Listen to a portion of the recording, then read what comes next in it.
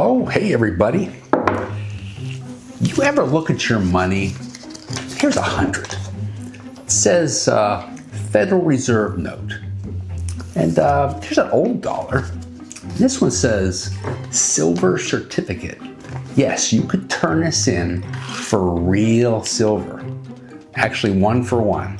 Try turning in the 100 and they'll give you, I don't know, 100 ones, 10 tens, but no silver. So why the change? Well, it helps those in charge, that's why. You pay the price with higher gas, groceries, rent. This inflation is all the work of our Federal Reserve Bank. Yeah, it seems like the deck is stacked against us. That's because you're not playing the same game. You're playing checkers. They're playing something closer to Monopoly with a money printer. Welcome to the Federal Reserve System, where decisions are made that affect your life by people you didn't elect, using tools you don't understand, with owners you can't even know the names of. Here's 10 reasons this system doesn't just feel broken. It feels like it was never designed with you in mind, because it wasn't. Well, let's climb the ladder.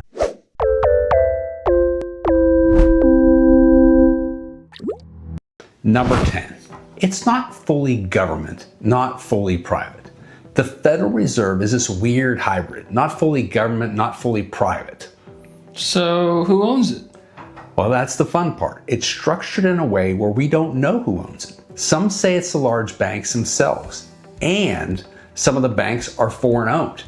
That doesn't seem okay to me. Now, they do have to report to Congress, and the president appoints the Fed chair, but the back of the house management is a mystery. So we can't know who is behind the wizard? No, the name Federal Reserve was designed to mislead the public, as the term central bank, which was used in Europe, had failed miserably and had a negative implication. So a private group runs the printing press. Nice job if you can get it. Welcome to the greatest job in the world. Money printer power, minimal oversight. Because guess what? The books aren't even open to the public. Number 9, a small group moves trillions. A handful of people meet a few times a year and decide interest rates. Which affects everything. The United States is supposed to be a capitalistic society, and yet we don't let the market decide the most important interest rate.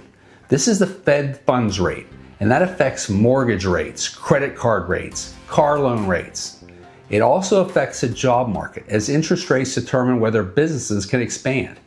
Entire industries can rise or fall because a committee decided to move a number by 0.5%. That feels like a lot of power. Well, it is, and you don't get a vote. Well, shouldn't interest rates be determined by the buyers of debt?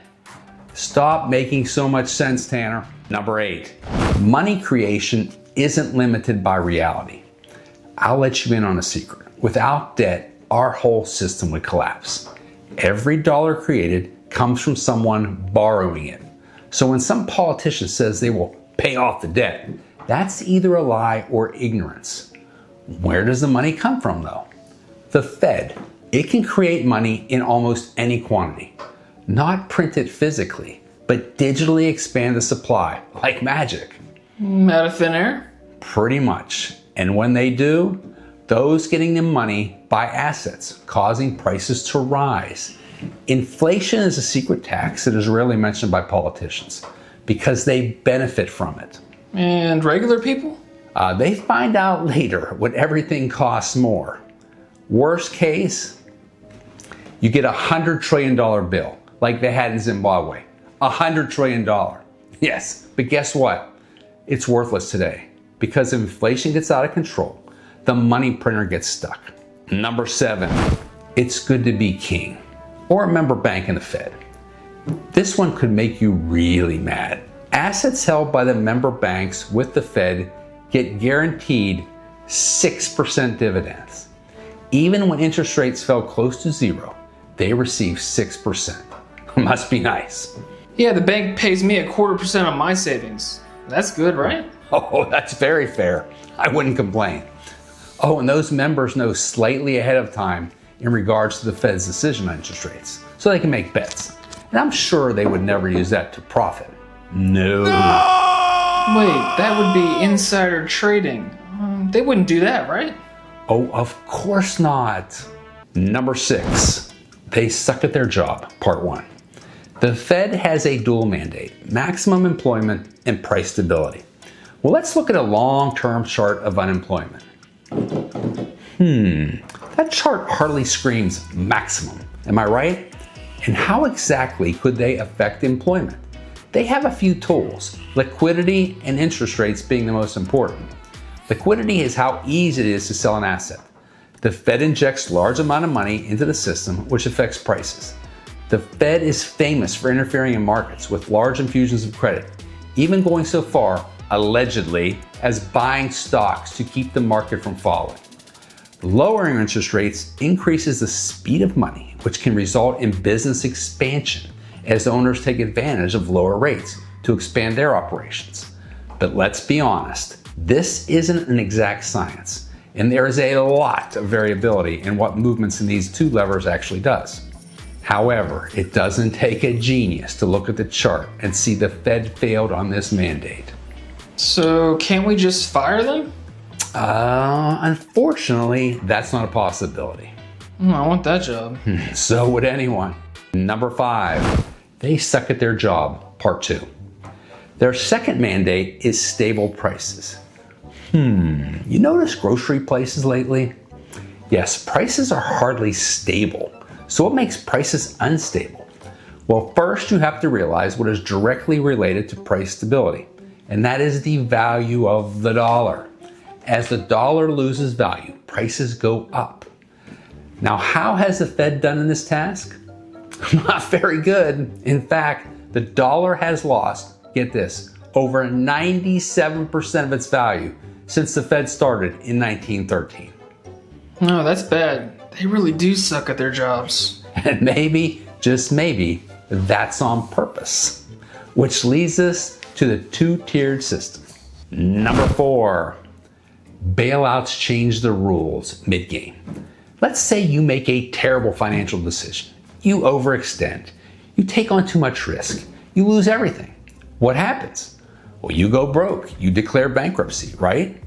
Now let's say a massive institution does the same thing. Suddenly the rules change. Emergency lending, liquidity injections, stabilization efforts.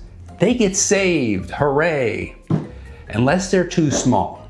But usually they'll say letting them fail might break everything else. So the bigger you are, the more likely the system bends to keep you alive. Which isn't a free market. It's a game where the bad guys never lose. It sounds like a game where losing isn't even allowed for certain players. Tanner, what do you have down there? 1 second. A printer. Yeah? I just grabbed it out of the garage. Okay. And I'm downloading some money images right now. If they can do it, so can we. We'll talk later. Man, I've got my eye on a Lambo. Later. Number 3, the first money isn't yours. Here's the thing. Inflation is the invisible tax. Why? Because the money goes to the insiders first. They are buying assets before the effects of the expanding money supply hits the prices.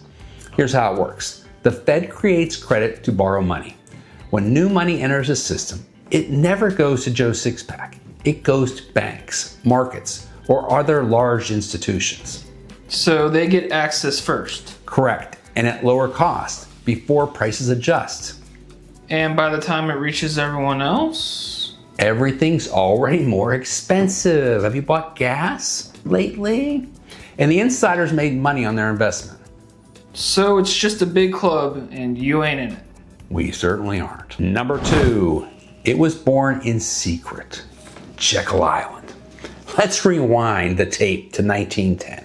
A group of powerful bankers and politicians quietly leave New York, get on a private train, and head to a secluded resort on an island off the coast of Georgia, Jekyll Island. This already sounds like the start of a Marvel movie. It gets better. They used fake names, avoided the press, and met behind closed doors for over a week. They didn't even use their real names in front of the help. No public input, no oversight, just a handful of the most powerful financial minds in the country. designing a new banking system.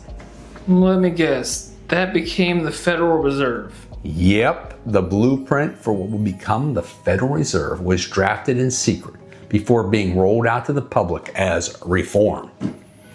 So the system controlling the economy today was designed in private? Yes, and the people think it's actually part of the government. When you see something this powerful starting behind closed doors, it raises a simple question. Who was it really built for? That's not exactly comforting. No, and looking at their mandates and their performance, it's hard not to think it was designed to help their creators and not the people. Number one, you don't control it, but it controls you. Here's the uncomfortable truth. The Federal Reserve is one of the biggest frauds ever perpetrated on the American people. You didn't vote on it, you don't control it, you probably don't fully understand it, but it controls how expensive your life is, how easy it is to get ahead, and how quickly things can fall apart. And they control the printing press. So what are we supposed to do with that? Well, first off, recognize it, because once you realize a system isn't designed for simplicity or fairness, you stop assuming it's broken and start asking if it's working exactly as intended. So there you have it. Money isn't currency, it's control. And the system behind it, it's a lot more complicated and a lot less neutral than most people think. So stop believing the Fed is there to help the economy or protect the dollar. Make sure your assets are spaced wildly and include some hard assets. Don't worry, I got the printer fired up and ready to go. I told you we will talk later. Hey, if you learn something or find topics like this interesting, consider subscribing and hit that like button. And remember, if you don't understand the system, you're probably paying for it. And as always, keep climbing.